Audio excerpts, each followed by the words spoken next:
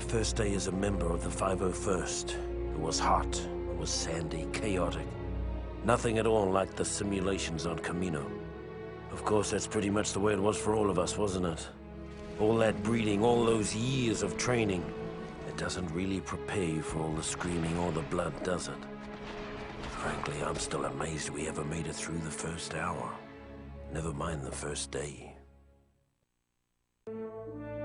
Incredibly, the 501st survived the crucible of Geonosis, emerging battle-hardened and ready for whatever the war would throw at us.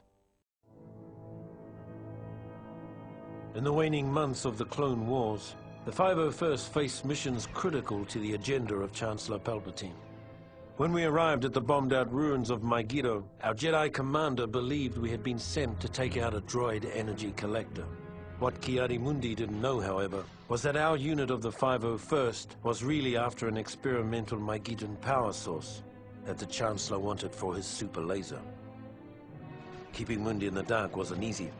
The Jedi had become increasingly wary of the Chancellor's doings, and were on the lookout for the slightest hint of treachery. Just like the rest of them, though, he never caught whiff of what was really going on until it was far too late. The success of the mission on Megiddo was something of a revelation for the men of the 501st. Suddenly, we realized that the Jedi could be fooled. And if they could be fooled, they could be killed. As the Clone Wars progressed, more and more ground-based legions found themselves pressed into space combat, including the fighting forces of the 501st. For months, every hour of our downtime was spent in the simulator, preparing for the time we would face our enemies from the cockpit of a 170. Finally, the day came to earn our wings. The CIS had staged a daring kidnapping of Chancellor Palpatine and was being escorted from Coruscant by a fleet of separatist ships. With only a few veteran pilots on planet, many of the 501st were pressed into service to drive off the Seps and buy time for a pair of Jedi Knights to rescue the Chancellor. After disabling the final capital ship, General Kenobi and Skywalker took advantage of the opportunity we'd created and rescued the Chancellor. Took all the credit, too. It's been said that the 501st got the best of the war. We also got the worst. On Felucia, the Seps dug their metal heels into the muck of that alien hellhole and dared the Republic to come in after them. So we did, only to be met with the month after month of flesh-eating diseases, shrieking nocturnal predators, and other sights that haunt me to this day. Cut off and for all we knew, abandoned by our superiors. Our only hope was Aayla Secura, our Jedi commander. Without her iron will, none of us would have come out of that mess with our sanity or our lives. When her death came, I hope it was quick. She earned that much. When the 501st was finally rotated out of Felucia, Aayla Secura made a point of seeing us off personally, calling us the bravest soldiers she'd ever seen. It's a good thing we were wearing helmets, because none of us could bear to look her in the eye.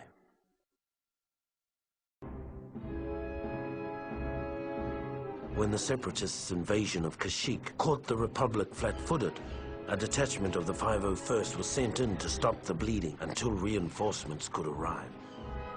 It was a textbook suicide mission, and we knew it. As we fought our way into Kashyyyk's atmosphere, most of us believed that the only way we'd be getting off this planet was in a body bag.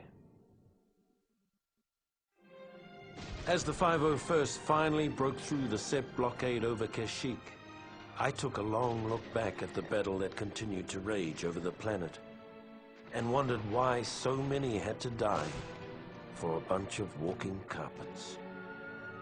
Then I followed my orders and turned planetward.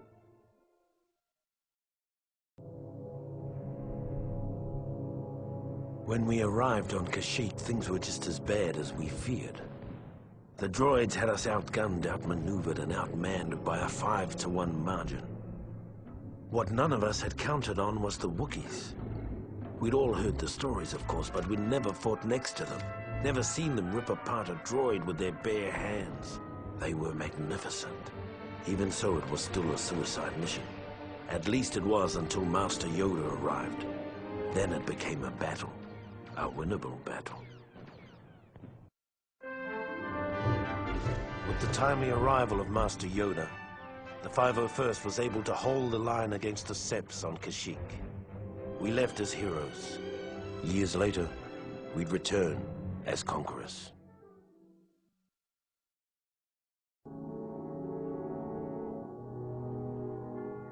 In our bones, we knew the war was almost over.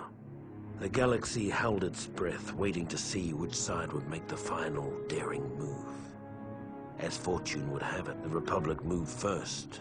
After the Chancellor informed the Jedi Council that General Grievous and the Sept leaders were hiding on Utapau, General Kenobi gathered an army large enough to capture 3 star systems. When the orders reached the 501st, our morale soared. For better or worse, this would be the beginning of the end. With the death of General Grievous at the hands of General Kenobi, the Utapau raid had broken the back of the Separatists. Under normal circumstances, it would have been a time for celebration. But our next orders put paid to those thoughts.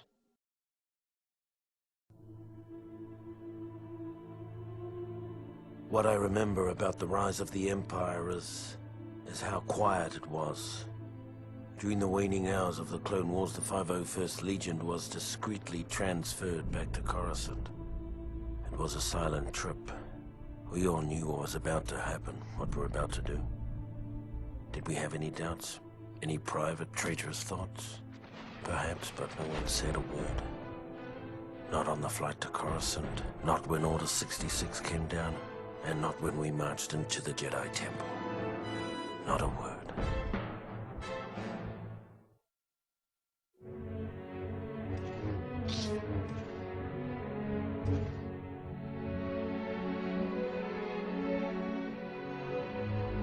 With the fall of Coruscant and the elimination of the traitorous Jedi, Palpatine's rise to power was complete.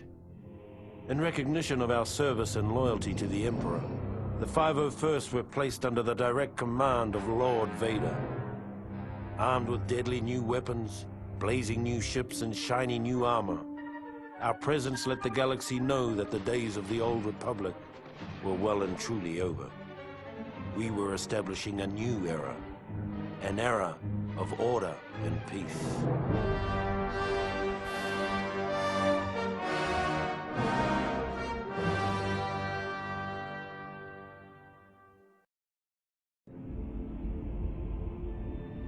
During the rise of the Empire, the Emperor's home planet of Naboo rapidly established itself as a major irritant.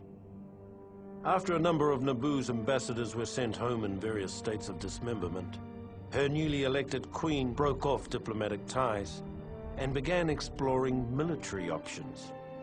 Clearly, it was time for a regime change. A change that would be effected by the 501st, now under the direct command of Darth Vader. Our orders were simple: to infiltrate the city, take out their leader, sending a clear signal to other potential troublemakers in the Empire. With the Queen eliminated, Naboo quickly fell in line. It was the first time the 501st was called upon to adjust a planet's government. But it wouldn't be the last. Within months, the 501st gained a well-deserved reputation as Vader's fist.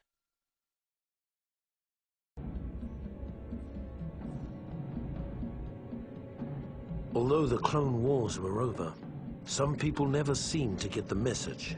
The worst case of denial was Gizor Delso, a Geonosian separatist who'd somehow escaped Lord Vader's efforts to wipe out the remnants of the CIS. Lord Vader tracked him to Mustafar and brought us in to finish the job. It seemed like a simple enough mission. But when we saw the fleet of droid ships hovering over the planet, we suddenly realized that Delso's denial mechanisms were a little more dangerous than we'd imagined.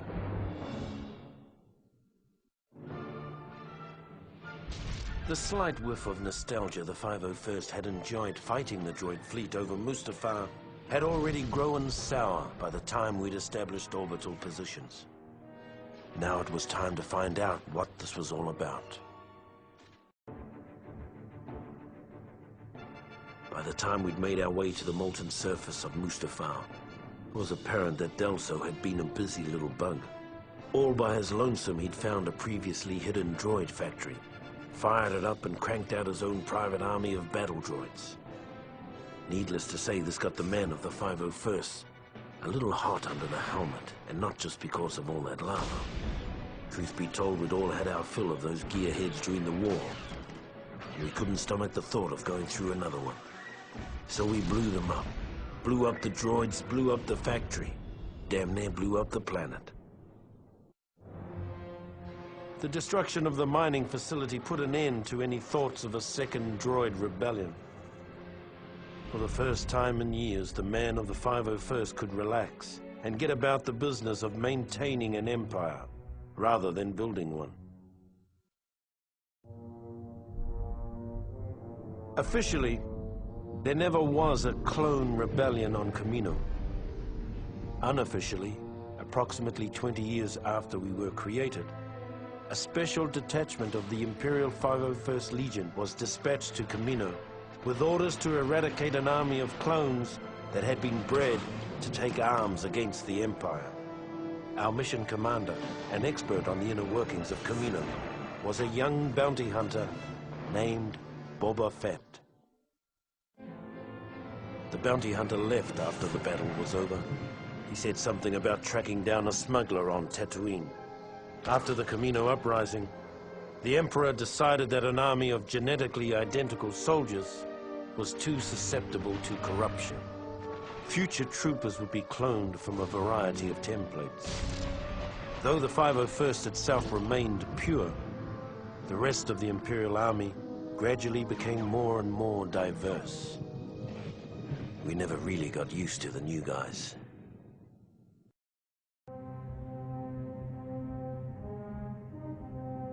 Once it was finally finished, the Death Star was the Emperor's favorite toy. It was also the most boring assignment in the galaxy for a stormtrooper. Tedious inspection drills, endless hours of guarding impregnable force field generators.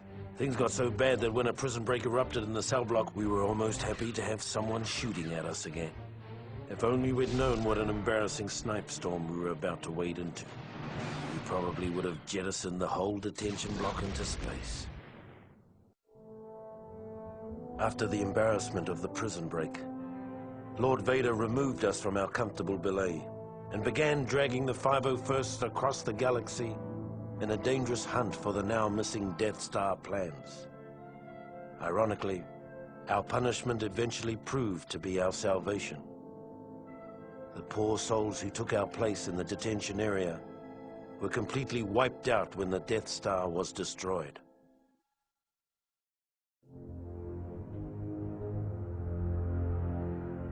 By the time of the raid on Polis Massa, the men of the 501st were starting to get a little sick of this so-called rebellion. In the past, we'd secretly enjoyed putting down a local insurrection or two. They kept the troops sharp and the Empire feared. But these rebels were different. They were organized, they were growing, and they were everywhere. The raid on Polis Massa was a perfect example of how things were starting to fall apart. We were supposed to go in, wipe out a small band of rebels, and recover some stolen Imperial plans on an encrypted holodisk. Before we knew it, we were nearly overrun by rebel forces, with the holodisk nowhere to be found. Even though the Polis Massa raid was only a partial success, we finally had a lead on the whereabouts of the Death Star plans, which suited the 501st just fine.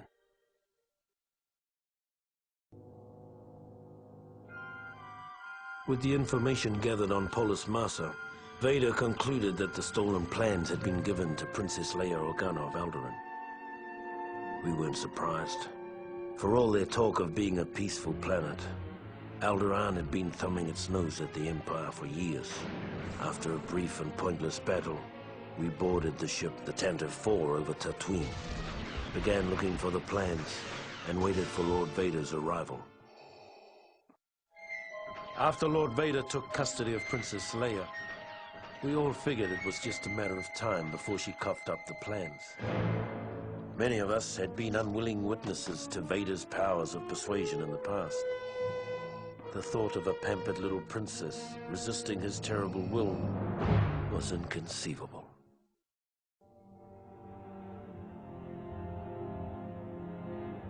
When the Death Star was destroyed, about half of the 501st Legion was still in the hangar getting into their ships. Of those who made it out, another third were caught in the explosion. I'd fought with some of those men for over 20 years. Afterwards, those of us that survived hooked up with a nearby Imperial fleet making a retaliatory strike on the rebels' base on Yavin 4. It wasn't the best thought-out plan, but we were cut off from our leaders, tired and operating on instinct. If not for our training, we probably would have never gotten past their orbital defenses. And so the battle over Yavin came to an end. I'm told we destroyed hundreds of rebel ships that day. Even if it had been thousands, it wouldn't have made up for the Death Star. By the time we landed on Yavin, whatever shock we'd felt at the destruction of the Death Star had been replaced by anger. For months we treated the rebellion like a disobedient child, only to be repaid for our tolerance with treachery on an unimaginable scale. Frankly, I don't remember much of the fighting. I guess we won. After the battle, the surviving members of the 501st finally caught their breath. The Empire had taken the rebels' best shot and come up standing. Now, it was our turn to strike.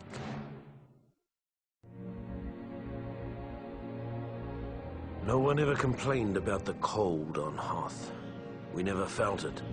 Even though we were blinded by blizzards, we could see the final end of the rebellion in our blaster sights. Was it only a mirage, perhaps? But on that day, on that planet, our blood ran hot with dreams of victory, melting the ice that stood in our way.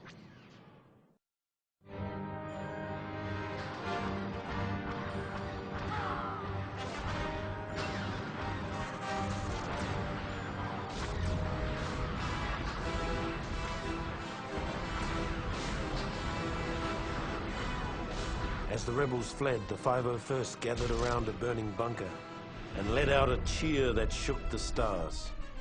The rebellion was done. The Death Star was being rebuilt bigger than ever. Order had finally returned to the galaxy, in no small part due to the efforts of the fighting men of the 501st.